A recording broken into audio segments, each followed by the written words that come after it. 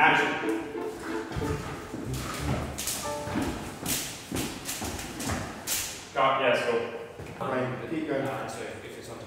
Yeah, early on, they were considering on how to do the VFX in the film.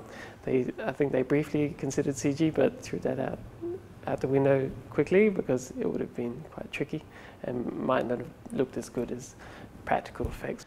The director did want a certain performance from the fan. He didn't think he was able to get that through a CG fan because there's certain little nuances that you wouldn't necessarily get, and the amount of detail you get from an actual physical object moving is a bit different to a CG fan. Well, Pierce built the fan and we gave him feedback as to where to have the controls so that it was just the most ideal for me, so I could get the most personality out of the fan. This was off an original fan, but we cut it in half and we had to put the second ring around it because Antony needs it to fall off. Yeah. Haven't figured out how to do that yet, by the way. Tim will have these poles. There's two joints here and here. Because it was at the point where we were like, well, what do we want the fan to be able to do? I remember thinking, well, let's just give it the same limitations that a normal fan has. It's like, going to move, we wanted it to be clunky and awkward. And it's a fan that just has this a personality. Every element is basically created slowly, painfully, and discussed. But he wants the design for the centre. It says made in Macedonia because the producer is Macedonian. That's like a subtle representation of the Macedonian flag. But even the base is Jarrah, which is really heavy and hard to work with. Once it's finished, then you have to go over and have to start replacing these bolts. Because you can't have a bolt on a fan. No one's going to say, oh, there's a contemporary bolt on the fan. So each of these has to I have to rebuild them in brass or steel, or alter them enough so they look like they're of the era. And then hiding anything that's plastic. We had a puppeteer in green screen, that needed to be removed from nearly every shot. So there's a bag of tricks that needed to be, come up with to be able to effectively remove him and just create that seamless illusion. The idea was, as we've done with this film, is to have Tim in a green suit. And in our early our initial tests, the room was lit really, really well, and so we could kind of take Tim out quite easily. Just snap me out. And then day one, when we tried that out, the VFX guys were like, "No, you just can't do it." Because even under the best circumstances, like green screens, it's not like a one-button solution. It is a complicated process. I'm wearing a green suit, but in actual fact, I could be wearing a chicken suit, I think. It doesn't actually matter what colour it is. Thing is, we never really needed Tim in a green suit. We just wanted to see what it would look like in one. Because we practice a lot with these other controls that give me a lot of control to what I'm used to for giving it personality. We've kind of changed a lot of that, and so we, as opposed to controlling it from the top or behind, we're controlling a lot from the side bits and some kind of difficult points. So I'm just hoping that I can still give it that personality and not make it feel too mechanical. I think Tim has to hopefully be smart enough that he can feel the limitations of the fan. So I think he can just get the fan and push it as far as he can, and then when it has to emote something, he can then have some limitations. On set, we were trying to minimise how much work we had to do. Part of that was to get a lot of things done practically.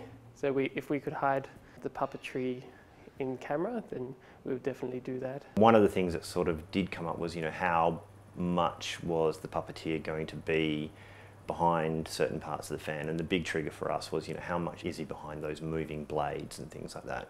And we wanted to avoid a situation where he was completely behind those things and, we'd have to recreate so much of the plate. To remove the puppeteer, we would have to shoot plates. Plates are pretty much a blank canvas for pasting onto the actual background so that we can remove any objects which are in the foreground. First there'll be the main shot of the performance, and then you would do a blank background pass with no actors, and then any extra elements which might need to be composited on top. It's a matter of matching the plate to what we shot so that it's the same as if he wasn't there. And then there's a bit of work of rotoscoping and keying if we could, and tracking things back on top as well. Every shot, I guess, can be separated into layers, depending on the complexity of the shot, will be how many layers you need to shoot. So one of the tricky things about removing Tim from the shots is, everywhere that he's standing, if you could just push the magic button and remove the green, there's just a blank hole there.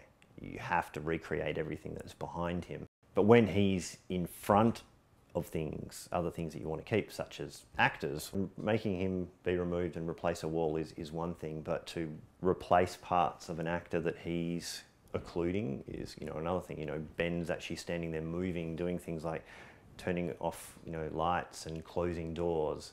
And so everywhere that Tim is occluding him in that shot has to be completely recreated. Ben walked behind the fan, Tim's in front of it, different points cross, so we get his arm is crossing, his body's crossing. So we had to cover everywhere that Tim crossed, including all of the background parts, all the wallpaper, the parts of the bed. We had to track those back in, recreate the pants and the hand, rotoscope bring Ben back in and bring the fan elements back in. And we also had to recreate the rod of the fan and put that all back over and do it all with a light shift and have him close the doors. And we've broken it down into, so we have to recreate the pants, we have to recreate Ben's arm, we had to recreate part of the fan pole where Tim's hand was holding the pole, and we've got various other bits where we're recreating parts of the scenery all in these bits. By far the trickiest part was recreating the arm. So we actually have Tim really occluding a large part of the performance, which is actually turning off the light switch. So what we had to do was completely recreate that arm. Not only that, we had to puppeteer that arm to be able to perform the same action. So there was a bunch of isolating different areas of the arm that we could recreate as different bits. And so we found other frames where we could steal parts of the arm. We mirrored them, put them all back over, and ended up at a point where we've recreated a little arm. And this arm is being all animated just in this comp with a green screen hand, which was actually my hand performing a light switch. And that's been animated to match the action, going up, turning off the light, then coming in and closing the door. It looks a little bit weird here, but once it's actually in the comp behind all the layers, it actually works really quite well.